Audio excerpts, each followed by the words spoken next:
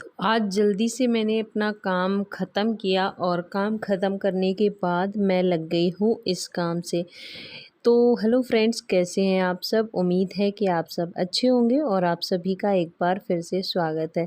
तो यहाँ पर मैं कर रही थी कूलर की सफाई। तो ये देख सकते हैं पानी जहाँ तक मतलब भरा रहता है कूलर में, नीचे जहाँ तक डूबा रहता है पानी में, वो ये इस तरह से ख़राब हो जाता है। और हर साल यही होता है कि यहाँ पर पानी बहुत ख़राब है, तो इसलिए ये कंडीशन हो जाती है। चाहे जितना भी आप अच्छे से पेंट करो, चाहे कुछ भी करो, तो ये कूलर की हालत हो जाती है। तो मैंने सोचा इसको पहले थोड़ा सा घिस दूँ, जो मैं ये पेपर लेके आई थी उससे, और फिर इसके बाद इस पे पेंट कर देंगे, क्योंकि ऊपर से ऐसे पेंट करने का कोई मतलब नहीं था, पेंट ख़राब होता और ये फिर निकलता पपड़ी बन बन के। तो मैंने कहा इसमें पहले इसको रगड़ा जाए और ये सब साफ़ किया जाए, इसके बाद फिर इसके ऊपर पेंट शुरू किया जाए। तो सुबह सारे काम निपटाने के बाद जल्दी से, अब क्योंकि काफ़ी बड़े बड़े दिन होने लगे हैं, तो सुबह जल्दी से काम हो जाता है और टाइम थोड़ा सा बच जाता है। तो ये काम सुबह कर लो, फिर दोपहर में करने का मन नहीं करता, क्योंकि थोड़ी सी नींद भी आने लगती है।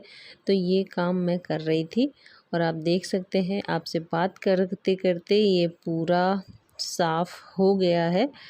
और ऐसे समझ में नहीं आ रहा होगा, लेकिन मुझे समझ में आ रहा था कि ये पूरा अच्छे से साफ़ हो गया है। और इसी तरह से जहाँ जहाँ थोड़ा थोड़ा ऐसे निशान बने हुए हैं, उसको मैं इसी तरह से पेपर से रगड़ लूँगी।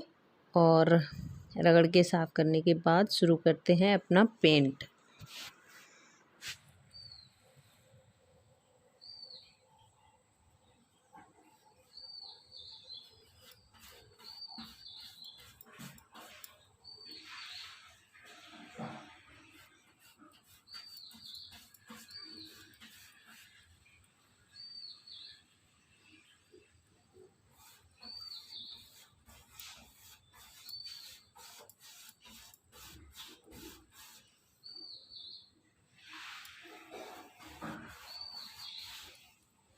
तो शुरू का पेंट कुछ ऐसा हो रहा था, आप देख सकते हैं बहुत ही लाइट हो रहा था। तो मुझे भी लगा कहीं ऐसा तो नहीं कि ये पेंट बेकार है, पर धीरे धीरे नीचे जाते जाते पेंट अच्छा हो गया। तो इससे ये अच्छा हुआ कि एक कोड ऐसे कर दिया मैंने हल्का सा, और फिर एक कोड बाद में जब किया तो वो बहुत ही डार्क और बहुत अच्छा फिनिशिंग के साथ तैयार हो गया। तो दिखाती हूँ मैं आपको कूलर पर पेंट करने के बाद कैसे लग रहे थे। तो ये देखिए फ्रेंड्स, मैंने दोनों कूलर को एकदम नया कर दिया है, देख सकते हैं आप। तो फ्रेंड्स, अभी मैंने कपड़े निकाल दिए हैं और देख सकते हैं मैंने है ना ऊपर से सारे पंखे भी साफ़ किए हैं, और पूरा घर तितड़ बितड़ पड़ा हुआ है। सारी बेडशीट वगैरह निकाली है, मशीन लगाई हुई है, और ये वाला पंखा भी साफ़ कर दिया है। तो अब इसको धो दिया है, इसको काफ़ी हद तक ये छुड़ा दिया है, पर ये है ना पूरी तरह निकल नहीं रहा है। और ये देखिए कहीं भी गंदा नहीं है, बस इसमें ये वाइट वाइट सा निकल रहा है। इसको रेगमाल से अच्छे से साफ़ किया था, फिर भी ये इतना ज़्यादा निकला नहीं, और पेंट ख़त्म हो गया था, तो इसमें टंकी में हो नहीं पाया। तो अब मैं सही से सेटिंग कर रही हूँ सब सामान की, पहले झाड़ू पोछा करती हूँ, फिर इसके बाद देखती हूँ क्या करना है। और ये जो कल के कपड़े हैं और ये ब्लाउज वगैरह हैं, ये जो मैंने निकाल के रखे हैं, इसमें ब्लाउज में ऐसे बना हुआ है, तो इसमें ये बाजू नहीं है, इसके अंदर है बाजू, इसको मुझे लगाना है। ये देखिए इसमें चिपकी हुई है, तो ये मुझे इसमें लगाना है। और इसका गला भी बहुत बड़ा है, तो इसको भी देखना है मुझे क्या करना है, क्योंकि बहुत ही ज़्यादा बड़ा गला है इसका। रेडीमेड ब्लाउज़ में यही दिक्कत होती है। तो चलिए काम शुरू करती हूँ। तो फ्रेंड्स, काम करने के बाद काफ़ी देर हो चुकी थी, तो फिर मुझे ज़्यादा कुछ सूट करने का मन नहीं किया। फिर इसके बाद दूसरा दिन हुआ और मैं लेकर बैठी हूँ ये ब्लाउज़। तो देख सकते हैं आप, देखने पे ही आपको पता चल रहा होगा कितना बड़ा ब्लाउज मतलब गला है इसका। तो अब इसको कम करने के लिए कुछ ना कुछ इंतज़ाम करना पड़ेगा। देख सकते हैं कितना ज़्यादा बड़ा है, इतना डीप गला पहनकर हर कोई कंफर्टेबल नहीं होता है, तो उसी में से मैं भी एक हूँ। तो मैं इसको छोटा करने की जुगाड़ में हूँ। तो अब देखिए छोटा करते हैं इसको, और कैसे छोटा करते हैं। तो मेरे पास है ये इस तरह की लेस, तो ज़्यादातर सभी के पास ऐसी पड़ी रहती है साड़ियों की लेस, और इसकी ख़ास बात ये है कि ऐसे मैच भी कर रही है। तो मैंने इसको लेस को ले लिया है, और देखिए इस तरह से मैं इसको सेट कर रही हूँ और देख रही हूँ कि कैसे इसको लगाया जा सकता है।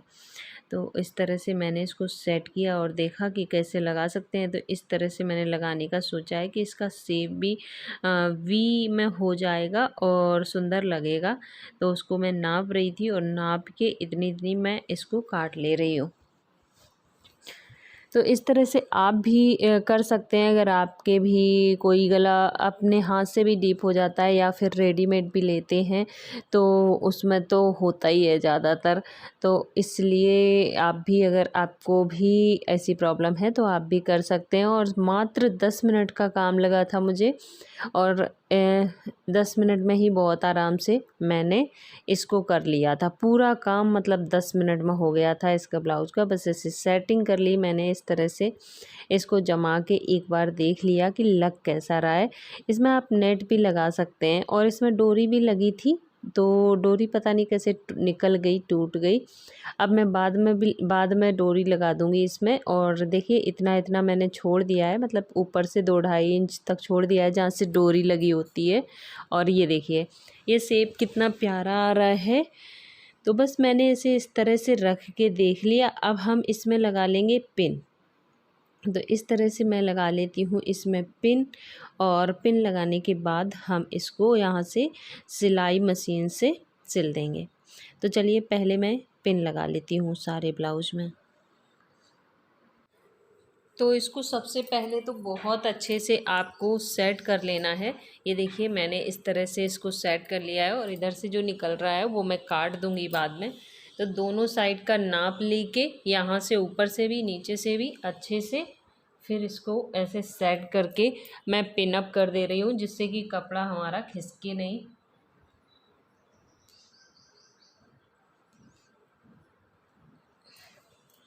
ये देखिए मैंने यहाँ पिन लगा दिया। अगर आपके पास ज़्यादा पिन नहीं है तो 4 जगह तो आप पिन लगा ही दीजिए कम से कम, दोनों साइड ऊपर और यहाँ पर नीचे। सबसे पहले ये काम करना ज़रूरी है, क्योंकि पिन नहीं लगाएंगे तो फिर कपड़ा खिसक जाएगा और फिर उतनी अच्छी फिनिशिंग नहीं आएगी। तो सबसे पहले बहुत अच्छे से हमें इसको पिन लगा लेना है।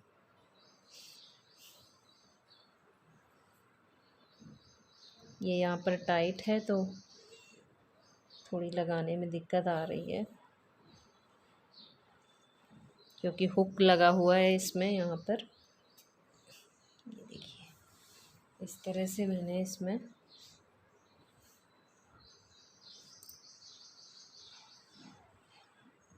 पिन लगा दिया है।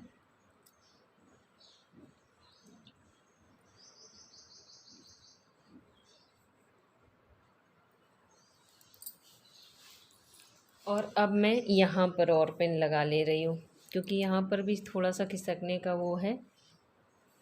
तो आपके पास जितने पिन हैं उतने पिन लगा लें, और हिसाब से मतलब ज़्यादा पिन है तो थोड़ी थोड़ी दूरी पे लगा लें, जिससे कि आपको ही आसानी होगी जब सिलाई रखेंगे इसमें।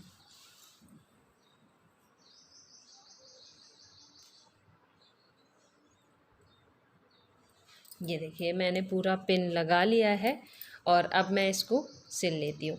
जब हमारा ऐसे बन के आएगा ये बहुत ही सुंदर गला भी बनेगा, और ये भी ढक जाएगा। देखिए कितना छोटा भी हो गया है गला, काफ़ी हद तक छोटा हो गया है। इसी तरह से आप नेट भी लगा सकते हैं काट के।